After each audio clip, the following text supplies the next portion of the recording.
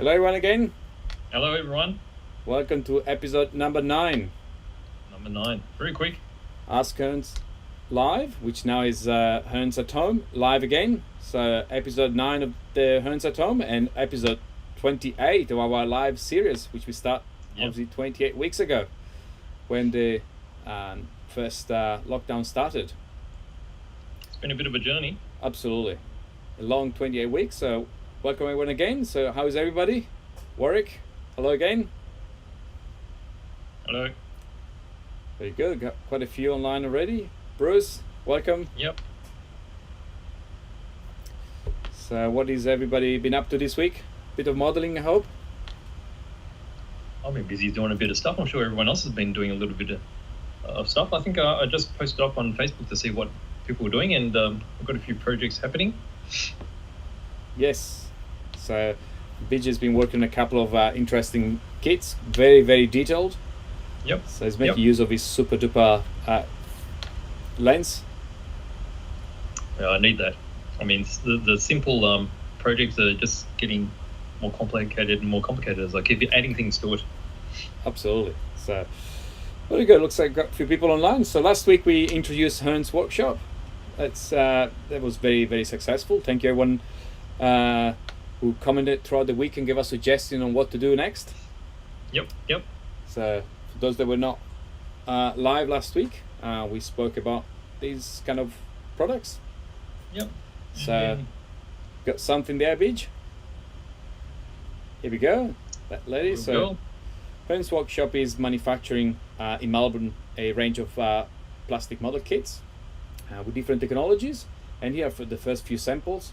So you can jump on our web page. You see on the top right there is a direct link to the page. It will give you some more information. There's quite a few stuff coming. So we've got diorama series, we've got the figures, something like the one the BJ is holding, and also we have the detailing series, which for me is one of the most exciting ones. It's Warwick's baby, and all these very small detailed parts. They're great. They're very easy to use. They are. And these are the pipes, and we've got some nuts as well here. Let's see if you can see them.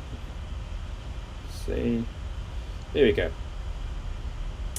So very, very small detailing parts, and there's a few more coming. I think Warwick has got another one ready for next week.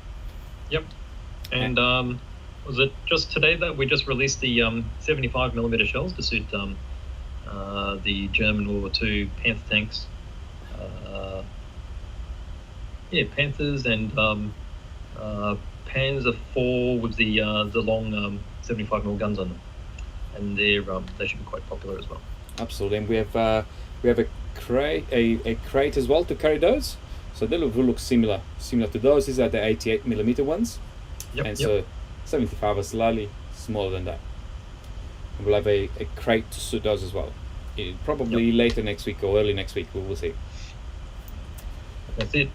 Very good. So if you guys have any comments or suggestion on what we should design, let us know. Obviously, the design process takes some time because obviously it's something we do in-house. So give us some suggestion. We'll put it on the list. Yep, definitely. Very good. So we have a new car for this week. What's that? Probably an easier one. Let's see if anyone can guess this one. All right, we'll put it away very quickly because this will be probably an easier one to catch.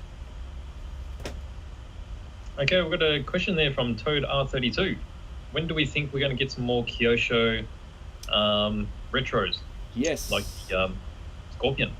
Yes. So, I believe there is a delivery in October, I think, for most of the re-releases from Kyosho. So that will be very soon. Hopefully only a few weeks. Obviously there's some delays with some of the deliveries in New South Wales due to the wolf strikes, but it looks like it's still on track for sometime in October. Yeah, not far. Not far. Yep. We've got some very quick entries for the car here. Yes. So we've got McLaren 720, 720S. Yes. I know that was an easy one. Let's see if you can guess the color. Oh yes, there's a special name for this color, isn't it? There is a special name for this color. So it'll be exciting. I think we'll be receiving virtually most of them. There's a Tomahawk, there's the Beetle, Scorpion, Turbo Scorpion. The Ultima is currently in stock, so there's quite a bit. It'll be really good. All right. Very good. So first thing for tonight is the competition. So we haven't done a competition for a couple of weeks, and it's just about time that we start again. Yes, absolutely. I mean, the last competition we had was a big one. Lasted quite a long time, so that was a 3-weeker. And we had a bit of a break, but I think we've decided on a new competition which is a little bit different. Yes. So it's going to be on RC car body shells. That's it. So RC car body shell. So we need to narrow it down a little bit. So it needs to be a body from a kit car, like a Tamiya kit or Kyosho or any brand whatsoever. Doesn't matter what scale. So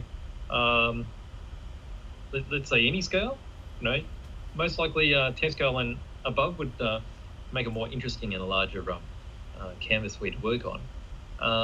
And then we'll put all the details up on our Facebook. So look under the events, and I'll set it up over the weekend. We'll have all the rules and whatnot, and then just upload all your photos via the discussions tab, and then we'll do some judging. So we still have to work out how long we're going to do this one for. Maybe 2 weeks, I guess. I would say 2 weeks should be sufficient. So we may start from probably next Friday, I would say. So we'll have a week to think about, and then from next Friday night, 2 weeks. Yep. And remember to put in your work in progress photos, because it's really important for everyone to see how you do the things. And I would like to learn how different techniques are done as well. So we find that quite interesting. I think it will be a really good point of discussion, the different techniques to paint the body. Obviously there's clear bodies and there's plastic bodies as well. So such as the one from the lunchbox, that is a more of a plastic body. So different techniques that goes into producing different bodies. And you see on Instagram there's some really interesting productions out there. So it'd be very good to see what you guys come up with. Yeah, that's right. And particularly some of those retro cars that have got the driver figures. So you can do something special with those driver figures. They make everything just pop. Very good point. So we'll have more details on Facebook in the next few days, and the competition will be very similar to what we ran before. The more interest we get, the larger the prize will be eventually at the end. Yep, that's right. Yep. So get everyone on board, even if they think they haven't done the best job they have. So it pushes up the prize pool for everyone else. Absolutely. So this week we start receiving a bit more stock actually, which is very, very exciting. So just a few plastic kits this week. Yep. So we've got a little bit of Bandai and a lot of new Hasegawa. Now I haven't brought everything. I've brought a few of the I guess the things that have tickled my fancy. So I've just got them behind me, and I might start off with the top two. Yes. So the top two are from Macross.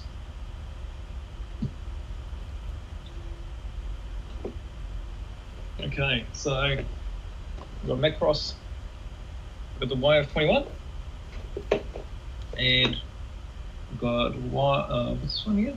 The VF31. Now, this is only two of the ones that we've received, so we've got YF19s and a whole bunch of others as well. But I thought these would give it a nice sort of contrast of what we're doing, what they're doing actually. So these are a bit of a retro type kit. These came out in the 80s type of thing. Oh, I guess a series kit. And so I'll have a quick open up and let you see what they're like. So these are ones of 72 scale. And if you're not familiar with Macross, then all the characters are basically revolve around aircraft, jets, and the jets actually transform into robots. So they fight in two types of modes. Okay, so what have I got here? So this is the YF21, isn't it? Yes, it is. Okay, so can't show you a lot here, but you might just see there's the front part of the fuselage. So 1 to 72 scale, but these are actually larger than you would expect. So this is probably a bit bigger than maybe F-14, but it's a very futuristic type shape. It's got the twin vertical stabilizers, rudders, and it's got a forward swept wing slightly. So you've got a whole bunch of sprues here for most of the aircraft. You've got 3 parts. So you've got a few of the navigation type lights, and you've got the cockpit canopy here. Then there's quite a array of details there. So you've got all the stenciling, and then quite bright colours for the liveries and then the markings here. Okay, so that's the YF21. Now this one's the 31. So this one's interesting that it's got even further swept front wings. So as the numbers go higher, these are an evolution of the aircraft in the Macross series. So this one here is molded in the white plastic. You see, it's quite a different design of the aircraft. We've got the fuselage is basically in one piece, and then here you've got the full swept wings that come out to this angle like this. Okay, so again, you've got like 4 screw in here. You've got some big engine nacelles. Further parts here. So these are a bit harder to recognize. So wheels and such. And then again, we've got some cleavage, your canopy and your navigation lights.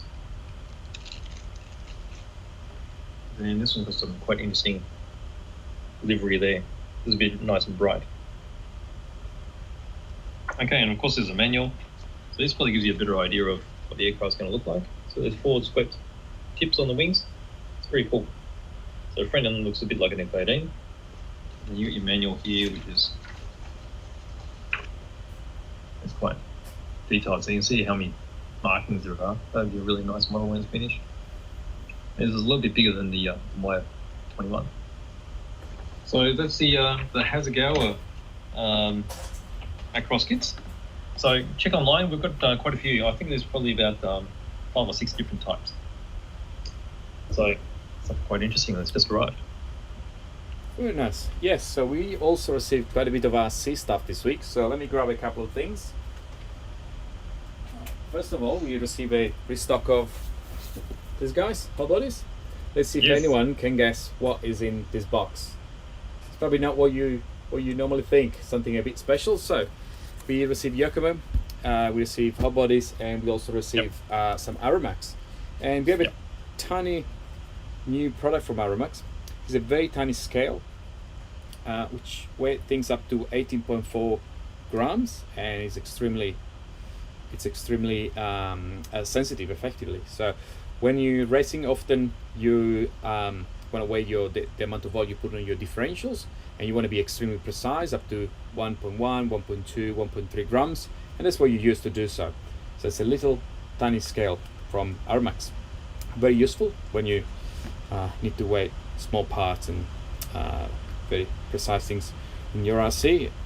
And Ian has it right. This is their 1.8 GT electric kit. So is a very interesting kit, and it's obviously 1/8 scale, and it is an on-road GT electric kit. So this can go really fast. For those that are not familiar, this is almost like a buggy, an on-road buggy, effectively, just similar type of configuration. A bit narrow, yeah. It's definitely a bit narrow, different arms, but the general configuration is quite similar. And we're looking at running some of those at the Velodrome event, which Velodrome. It's getting closer. So the perfect base for that. Absolutely. So we're going to work on one of those. I think Richard and Brett have one already, and Ian is going to be the next one. So this is yours, Ian. Waiting for you. There's your name on the other side here. That's for you coming. So normally you run on a probably 4S type configuration, like a big 1/8 speed controller, like the Aeromax that we showed last week, and a 4S. You could probably try 6S. They'll be really, really fast. But 4S is probably most likely what you're going to race. So, hot bodies, kit, and what else? Got some other plastic kits, Peach, that we received this week. I have. So let's go. What have I got next down my list? So I've got them all up here. All right. So this is quite interesting. Okay. So another Hasgawa kit. So this is the modern Kaga. So if you're not familiar with the Kaga was actually quite a famous ship of the Japanese Navy in World War II that was destroyed during the Battle of Midway. So this is a modern variation of it. So it began life as a helicopter, I guess what do you call it? Helicopter transport vessel. But it's been modified to be an aircraft carrier. So you've got it includes some of these aircraft as well. So it's got Sea Kings on it, and it's got some there's an Osprey and some F-22s, it looks like. So you've got the ramps there to help with takeoff. But then the real carrier is actually slightly bigger than the original Kaga that was used during World War II. So this is quite a nice kit. It's a large kit. It's quite thick, as you can see. Now this is some of their newer series, which is a full hull ship kit, because this is 1:700 scale, and normally they're split on the bottom, which they call waterline. So they look flat and they look like they're floating. But this particular one is a full kit, including a base. So let's have a quick look. So let's take that off there. Okay, so you can see here. So you can imagine 1:700 scale is actually, battleships are probably a bit small than this. So this is actually a large ship. So it's a reasonably sized kit for 1:700 scale. You can see here the red part, that's the bottom of the hull for the waterline. So you could actually leave that off and leave it as a waterline if you prefer. But it's a bit of a waste for this if you do that. So here's the top of the deck. Okay, there's the access panel there for the elevator for the aircraft. So a bit hard to see the rest of the bits, but it's all packed inside this bag. And then the other interesting parts. So you've got a little nameplate here. So a little nameplate can be put onto the base. And this is a packet of all the aircraft. So we've got Ospreys, helicopters which look like Sea Kings, and vertical takeoff aircraft. So you've got the rotors there for the Sea Kings. So they're fully elongated there, ready to use, or you can have them in the folded stowage shape. And then there's a wooden base. Very nice.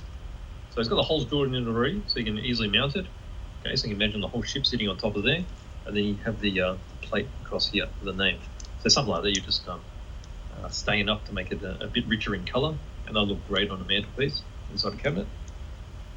And the other great thing about this is, look at this sheet of photo etch. Okay, so you've got this big massive sheet of photo etch, and there's a smaller one at the back. Okay, so if I sort of hold it up here so it's not too reflecty, you might see there's the optional rotor blades there for the helicopters, the tail rotors. And then this section here, this is all of the railings. So you can just imagine how much detail you're going to get out of that. Very fine. That's going to look fantastic. Okay, so that's a photo etch, and then you got a huge sheet of decals as well. Okay, so you've got all the markings for the aircraft, and then you've got the white, I guess, directional patterns that are painted onto the tarmac section of the deck. Then, of course, you got the manual. Okay, so you got a manual there, and folds out the quite big. So there you go, big messy manual. Okay, so rather than a booklet, it's all in one piece here. It's all step by step, very similar to all the Japanese type manuals. They're very clear, easy to follow, and they've got really good painting diagrams. So that's the modern cargo. Really nice. So while we do this, I'm gonna see if we can have a look at the scales here. This way, they actually really start. So you can see that 00 now. So I have one of our new products. That's a water bottle case. Can you see the? Let me see if you can focus a bit better. It's 0.49, and as we add one more bottle, just this one here, really tiny, it's 0.52. So you can see it's very, very sensitive actually. And I've got one more bottle, very tiny, as you see. There we go, 0.56. So really, really sensitive scale actually. Quite useful, as someone was suggesting before, for modern railways as well. That's 7.31 grams. So really helpful for many different things in the hobby actually. I mean, you can even use that for mixing paint. That's a good point. Yes, very good point. Lots of applications. So, where are we? We've got a few comments here. Ian is mentioning that BT Design is releasing a GT body on October 23. Yes, they've announced today. Actually, there's some pictures today on Facebook. The big 1.8 GT body for on-road cars. What else we have? Any more guessing on the color of the car actually? Do we need to show it again? Oh yeah, it's a special name for this color. It's a special name for the color. So let's show the car again.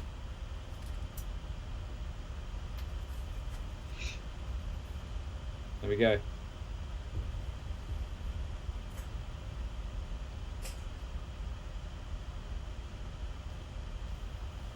Oh, did Ian mention it earlier? May have missed that one. Someone mentioned it was a white. Definitely is a white, but it's a special white. Yes. It's not your average white. Glacier. Yeah, I think it's very close. I think they have they use a different name, but it's very close. Oh yeah. Similar. Let's see if someone can guess it. The car was easy. Color not as easy. Very good. So, one more product that we received this week actually. The sanding blocks. Some sanding blocks from 9 Steps Industries. Arrived just a couple of days ago. So, AJ, what are these for? So these are for sanding your models. So the great thing about these particular sanding blocks is, so they've got the different grits written on them. So each grit on the top and the bottom of each one of these blocks is different. So this top block has got 240 to 400 grit. This one here has 600 to 800, and this one has 1,000 and what's that? Is that 1,200. 1,200. Yeah. So you'll be using this one for doing most of your shaping work. So 240 is normally for taking off lots of material. The 400 is for this is my go-to for cleaning off nubs that are quite large. And then this is your medium cleanup. Then if you need to polish, if you want a really smooth finish for painting, then the 1,000 or the 1,200. So that's all your basics that you need, all in one packet. So the great advantage of these is you don't have to use them just like that. You can chop them up into any shape you like. So let me just pull these out. Let's see if I can show you on this side here. So obviously I lost my knife, I've got just the blade here, but you can easily cut them pretty much your hobby knife. Let's see if you can see from here. You can cut them in like this, and you can cut them also let's see if you can see from this side, this direction like this. So you can cut them up and shape them up to what you need. You can pretty much achieve really anything you want to get into different spots. So yep. So you notice that the foam here, it's firm. So you see me just bending like that. It's got a little bit of give, which is what you want. So it's not totally hard like a file. You can open them up like this. It's got a bit of flex in it as well. Okay, so when you use it like this, it's going to be its firmest and straightest. So that's great for really flat surfaces. But as you cut it down, so the thinner you cut it down, the more flexible it's going to be. And then this way, you can also cut it in a variety of different shapes as well. So you can make sharp corners, make long sticks. You can do whatever you like, really. So it makes these really versatile. One thing is on the back of the box, you got all the instructions on what BJ is explaining. They give you some good information on what you can do with them. Yep. And adjusting to your needs really. So really handy to cut small bits off to go on difficult parts or whatsoever. Yep. And having the marking on the sides is very, very handy. Yes. So very compact as well. So they look big like this, but it's very easy to use in your hand, as you can see how it fits. And then when they're together, you can either leave them in the box for storage, and they've been designed so that it's very easy to see all the designs here, or you can just pop them in your toolbox as is. Really good. And they're really easy to pick up from your toolbox directly with the writing on the side. Yep. So 9-step industry, and it's a sanding block. So we had a sack cutters a couple of weeks ago, some tweezers, and now completing the range with the sanding block. So very good range. Yep, really like them. Absolutely. So, but we also received some gold end paint brushes and pin visors, I believe. So where would you like to start, BJ? Paint brushes or pin vise? What do you got in your hand? I think I've got. You got some brushes. Got some brushes. Oh, okay. Yep. All right, let's talk about brushes. Okay, so I've got a whole bunch of brushes here. So I've got these. So I've got these ones with the blue handles. These are the Brushwork Pro range. So the Brushwork Pro range were the first ones they released, and you'll see all the top here. All the caps come with them, and they're aluminium caps. So I might just go through these, and I'll sort of explain what the different ones are, because there's quite a few different types of head design. Okay, so what have I got here? Okay, so something like this one. Now everyone's got what brush it is written on it, but they're all Japanese, so unless you can read Japanese, you won't know what it is. So this particular one's a dry brushing type one, which is quite interesting. So you just undo the cap, and you see this one, it's round with rounded edges. And you can see here how this particular bristle is quite firm. So generally firmer brushes have a bit more control. So these particular ones are a synthetic fiber. The great thing about the synthetic fiber on these Brushwork Pro brushes, they're all within this series, are all the same bristle. They're designed to be springy like so, and they've got the great advantage of if they do start to fray, if they start coming apart, as you know, then you pop these into some hot water. The hot water will reset the bristles, but then as you roll it across the side of the cup with your hot water, you can reshape these back into the original shape. And that's one of the game-changing features of this particular brush. The other great features are, you notice that it's quite a thick handle. So these are a wooden handle, which is very, very light. And then they're quite compact. You see how it's sitting in my hand here. So they're long enough to extend here, and even for larger hands, it's not a problem. So you've got a lot of control. So even if you're holding it like so, it's still very comfortable. Now, being bigger too, it feels more like a pen, so you don't get that fatigue when you hold on to a really small stick. And then with the specialized head like that, so dry brushing, if you don't know, so dry brushing is you apply, you put your brush into some paint and then you wipe off all the excess. And then this one gently goes across all the tops to only rub paint across the top section to give highlighting.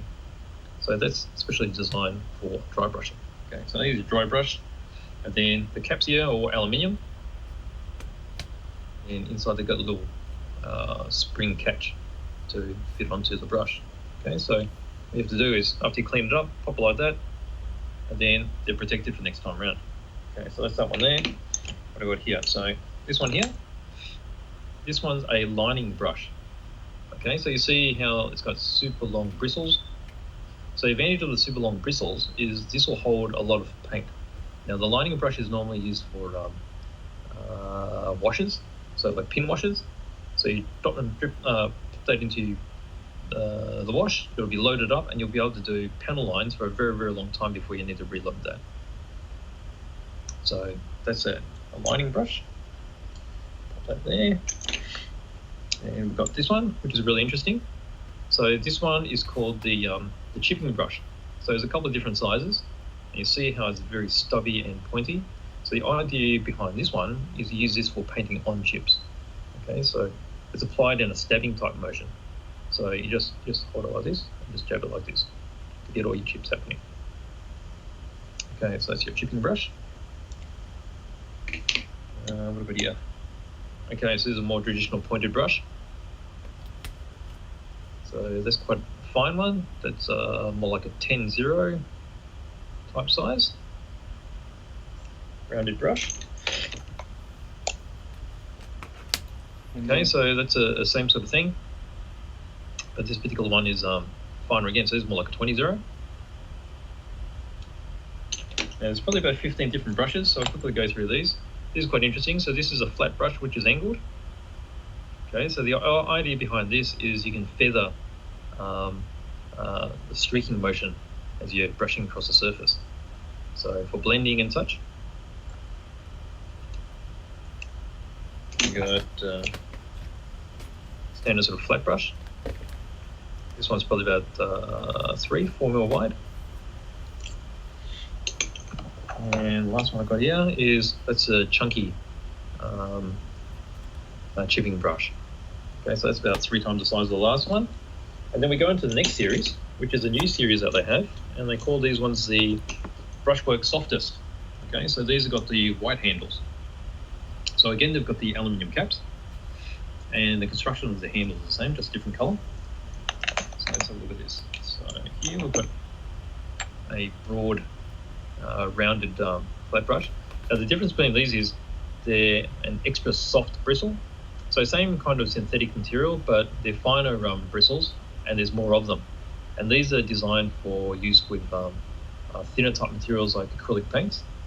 So the idea is, as you're brushing across the surface, it doesn't have the resistance to rub off your previous coats, which can happen quite easily with acrylic paints. And then also you can use these for light filters, washes, but then also pigments. They work very well. So that's a large one there. Here. And then we've got a chisel one, so angled again. So a bit broader than the one I had before, but much softer bristle. So. And got a medium pointed.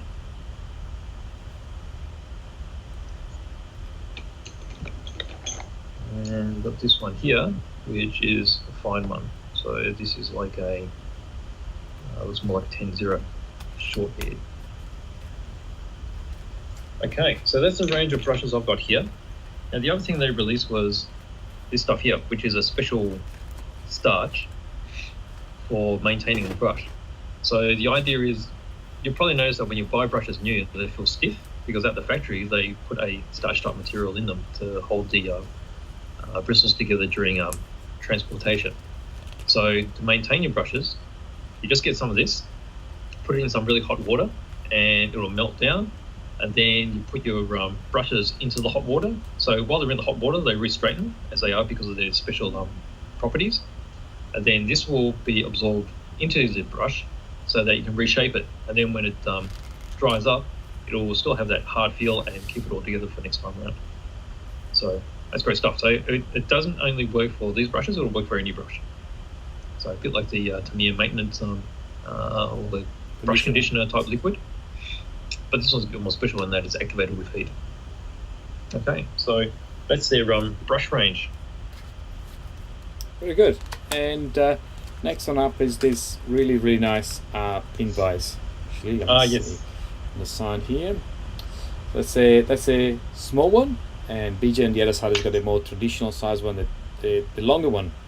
So they're both designed for different type of applications. Yep. So okay, so this is the bigger one. Okay. So this one's the most versatile, and then Nick's holding up the shorter one. Okay, so the one I've got here has got the 2 collets with the 4 adapters in it. So if you undo it, you find there's got that adapter there, which has got 2 ends. And then Nick's got the one which has only got 1 end. So the idea is Nick's one is designed for holding the 3mm shanked chiseling type bits from God hand. Idea is that the bit can fit in further into the collet, and then it's got a shorter end there. So as you hold it within your fist, it's closer in hand here. Whereas this one is quite long. This way you can put a bit more pressure on this one. Yeah. So what I might do is I'll pop in a you see the difference. So see the one the BJ will be preparing will be probably a good 5-6mm further out, and obviously when you're putting quite a lot of pressure to use these tools, there's a bit of a chance of obviously breaking them, and by having the bit further in, it's a lot more precise, a lot more controllable, and obviously a lot stronger. So as you can see, there's a huge difference. Yeah. So this one is probably. Yeah, it's about 6mm difference. Yeah, absolutely. Yeah. When you hold these tools, they're really, really solid. There is a good weight. The hand is very smooth. The hand is very smooth. Look at this. There's probably almost a bearing in there. It's very, very nice. This part in blue here is a nice, comfortable rubber. The black collar here is obviously metal. It does have a good feel and a good grip. Really balanced. It's actually quite comfortable to use. I've got a couple of other pin vises that I use to do different things here, and they're not as comfortable. Actually, I never thought a pin vise could make a huge difference, but they do actually. Quite nice. Yep, for sure. Because some of the cheaper ones you'll find that they're not properly centered, and they start wobbling, which isn't very good. Actually, yes. Yep. I guess since I've got this bit in here, this is something that's new for us as well. So this is the drill blade. So you'll see that it's a bit hard to see. So it's a bit like a chisel, but the ends have been sharpened into a point in the center. So the idea is with this particular item, you don't need a pilot hole or a drill bit for drilling holes. So we've got different sizes here. So there's 1mm, 1.5mm, 2mm, and 2.5mm. So I've got the wider one in there at the moment, just so it's easy to see what it's like. So the idea is this can drill onto curved surfaces without slipping off. So with a normal drill bit, you'll notice that when you've got a round curved surface, as you put it on, it just sort of slips around all over the place. But this particular one is so sharp that once you pop it in there, you put it in a particular angle, I can actually feel it now, it's really sharp. As you drill through it, on that acute angle, it won't slip off. And it'll just keep going with the very sharp edges and clean up a really nice hole. So they're very handy. So if you do a lot of modification work, a definite must-have in your toolbox. So there's the drill blades and pin vices. Very nice indeed. And the small one and the long one. So very handy. Obviously the long one is a more versatile that you can use for all type of applications, but the shorter one is a bit more limited. It all depends what kind of work you do. If you do drilling and all different kind of things, what BJ is holding is far more versatile. So that's the extra collet which is in the back. Yeah. So you've got all different sizes of drill bits. If you use really fine drill bits, if you use more like thicker ones, like the one I was holding before. As you can see, definitely something a bit bigger, and this pin vise can obviously accommodate both options. Yep. So if you want the best pin vise, can't go past these. Absolutely, most definitely so. And this is from Godhand, which is again a Japanese manufacturer actually. Okay, very good. So moving forward, you've got another kit to show us, Beach. I think you received what have I got here? more. Yeah. Is there something else? Yes. Yep, I got something interesting from Hasegawa once again. So 1/24 scale Kugelwagen. So 24 scale is quite big for a military vehicle, because military vehicles normally have 5 scale. So this one comes with a limited edition female figurine here, which is very well sculpted. So Hasegawa has been doing this thing recently where they'll get earlier kits and re-release them and enhance them with a resin kit. So this particular stylized German lady here, you can see the actual painted versions here. So you can see how sculpted it is. I'll have a quick look inside.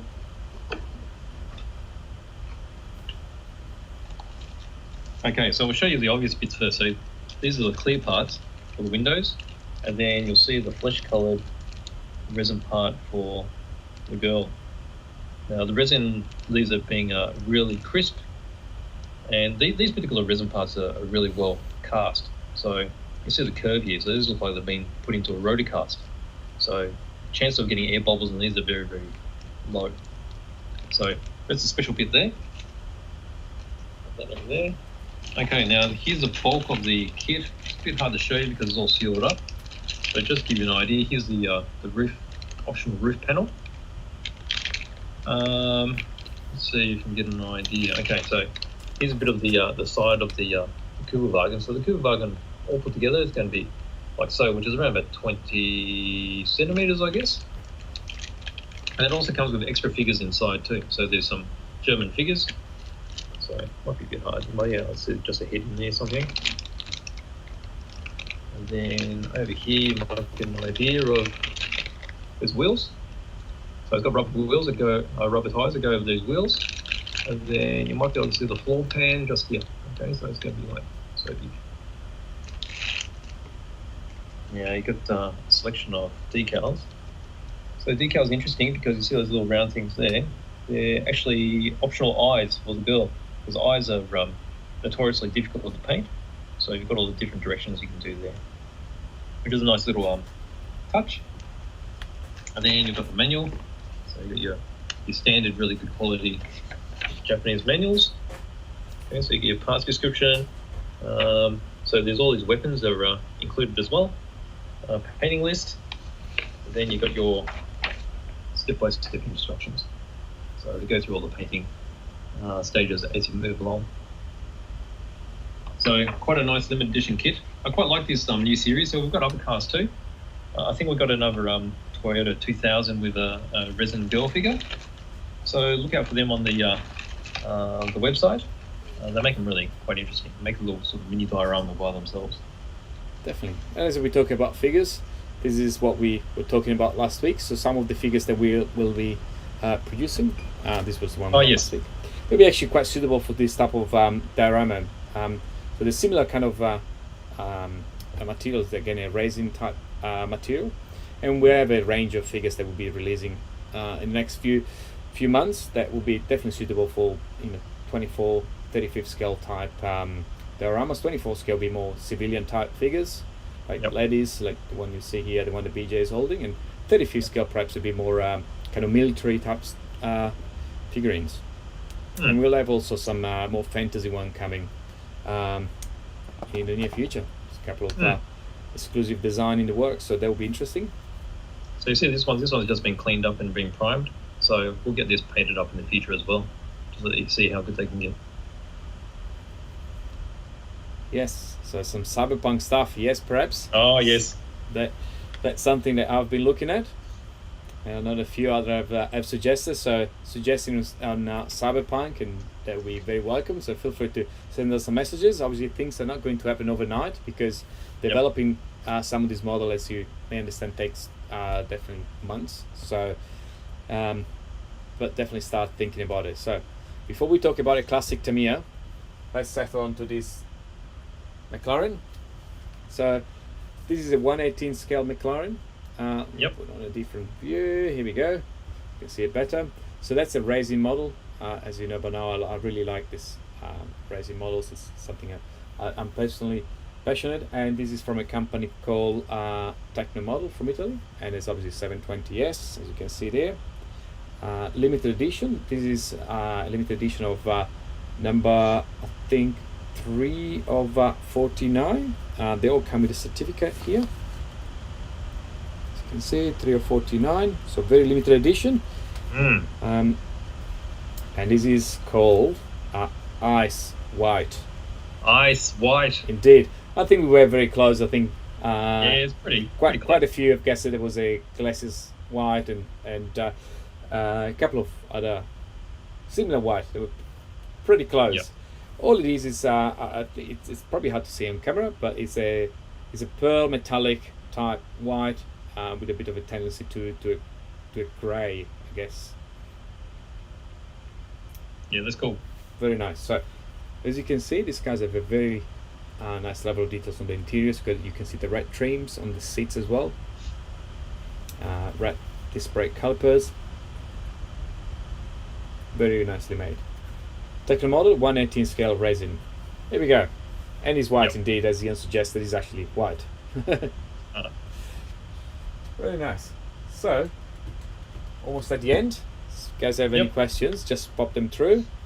And meanwhile, we are going to show you this one. Wow. What is this? Another easy one tonight? Yeah, we just had the name just flashed right in. Absolutely.